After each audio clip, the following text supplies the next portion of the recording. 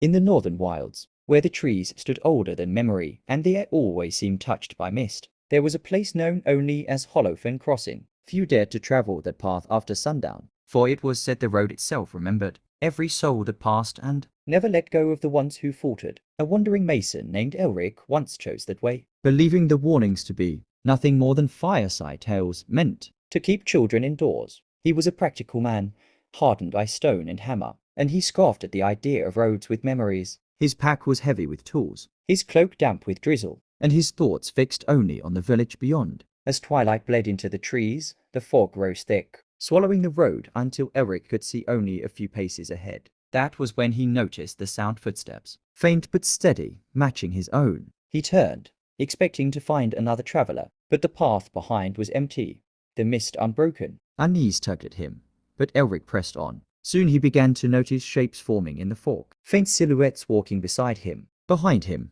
sometimes just ahead. When he paused, they did too, freezing in uncanny stillness before shifting again as he moved. At first, he muttered reassurances to himself, but the longer it went on, the more his chest tightened with dread. Then, from the mist, a voice spoke, not loud, not sharp, but soft, like a breath in his ear. "Stay." Elric stumbled, clutching his hammer. The fog thickened, and the road seemed to stretch endlessly, no longer familiar. He called out, demanding the speaker show themselves, but the answer came from all sides, whispered by countless unseen mouths.